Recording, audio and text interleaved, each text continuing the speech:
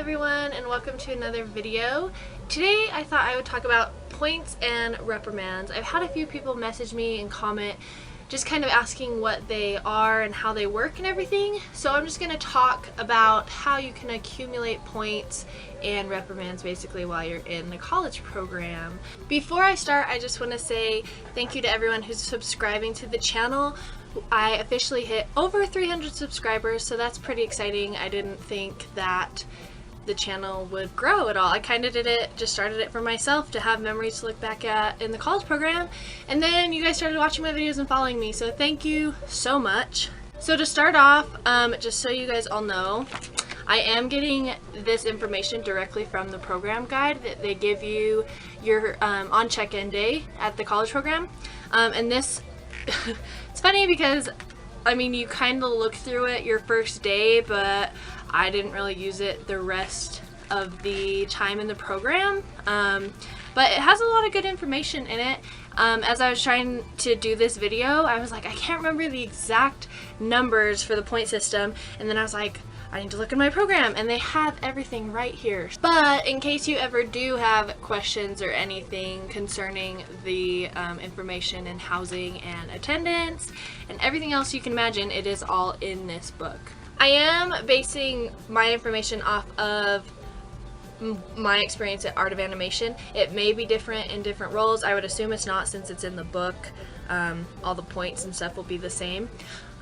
Some places might just be stricter about it than others, but I don't know. So I'm basing it off of my personal experience at Art of Animation Resort and Pop Century Resort. So there's two things that have to do with attendance: points and reprimands. Reprimands are worse, but points, basically you accumulate a certain number of points and that will earn you a reprimand, which you don't want. You don't want points either, both are bad, but reprimands, if you get 3 reprimands, that's when you get terminated from the program. I think it may be a little bit different for like full-timers and part-timers that are working. I think it may be different for them versus college program participants. The accumulation process goes like this. And like I said, I'm getting it all from the program guide. So if you go down to your program and you can't remember how many points add up to a reprimand, it's all in your book. So they have a whole section on it.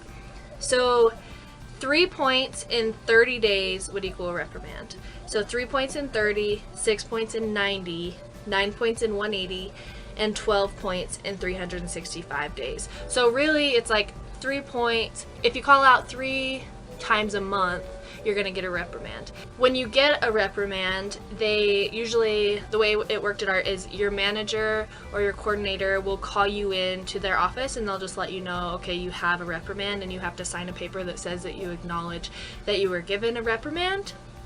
So there's different ways though that you can accumulate points.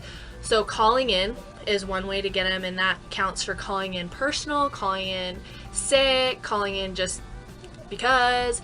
Those all count against you. So they'll give you a call-in number, and it's just like every single call-in from everywhere in Disney, no matter what merchandise or custodian or attractions, they all call to the same place. So you call that number, someone answers and they say, can I get your partner number? And you give them that, and then they'll say, okay, are you calling out, I think it was on personal, or there was like 2 options, I can't remember what they were, personal or sick, something like that, and you just tell them and that's it. So it's really easy to call out. So I know a lot of people struggled with going to work because they make it so easy to call out. People would add up points so fast because they call out because they weren't afraid to do so. It's a little different if you have to go up to your manager and say, oh, I'm not going to be here because of this. That's scarier. So Disney just makes it really easy for you to call out. And just a little extra information, if you do call out, you aren't allowed to be in the parks that day. So if they find out that you used your pass to get into any of the parks or anything, water parks, if they find out that you scanned your pass to get in and you had already called in sick that day, I think that's an automatic reprimand. Okay, actually, I just checked in the book.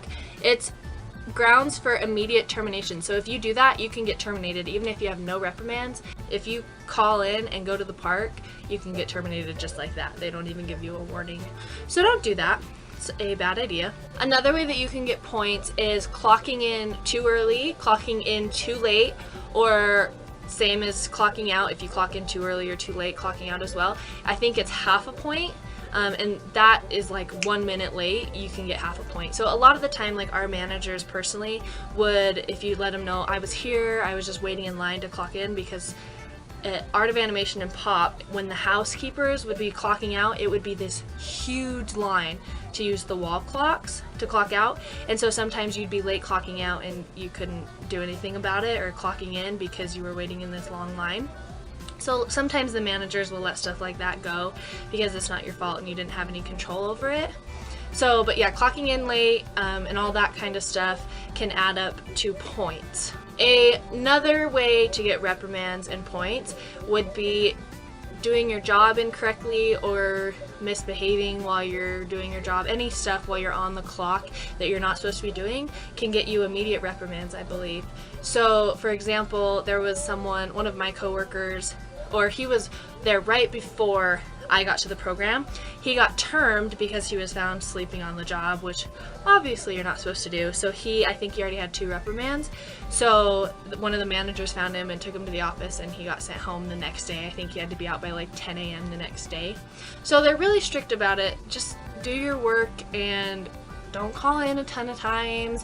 It's really easy to work the system with the points, but just don't, because you can get in trouble really fast, and your managers know when you're playing the game of like perfectly timing when you call out so you don't get 3 points in 30 days and all that stuff. So just do your work and go to work and do what you're supposed to be doing and all that fun stuff, and you will be totally fine. A lot of people stress out about reprimands and points, but it really isn't that hard to not get them. And if you happen to get a reprimand, I mean, you don't ideally want one, but if you do, it's not the end of the world. My manager, I ended up getting one because I think I got food poisoning, and then my parents were there or something, and so I had to call out because they didn't give me work off, and so I ended up with 1 reprimand my whole program. My manager came up to me and he acted all serious, then we got back there and he's like, you just got a reprimand, it's fine. So it wasn't even a big deal. He didn't care.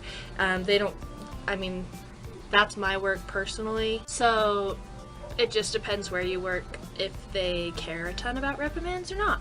And I do want to correct myself on one thing. I said that 3 reprimands equals a termination, which is true, but they separate your points for like attendance and clocking in, and then disciplinary actions. So if you clocking in and all that, it says right here in the book. So clocking in, reprimands, you get terminated on the 4th one. So once they issue you the 4th reprimand, that's when you get terminated. On performance, judgment, and discipline progression, that's your 3rd reprimand that you get termed. So it's different depending on what kind of points you've accumulated. Obviously, disciplinary points are worse, and that's why you get termed faster. Last thing I want to talk about is a lot of people don't realize that when they extend their program, their points actually carry over into the next program or next session, I guess. So you can't be calling in and showing up late to your, I mean, I would hope that you wouldn't anyway, but you can't do that just because you think that your slate is clean. You still have all those points and it's all on your record, what you've missed and reprimands, all that stuff is still there. So I think I covered everything. I covered everything at least that was in that section. So if I missed anything, I'm sorry, but they will tell you everything when you get there and remind you about points and reprimands and all that not fun stuff. If anyone has any ideas for any other videos they want me to do or topics they want me to cover about the program or not about the program, whatever, just comment below, let me know, message me.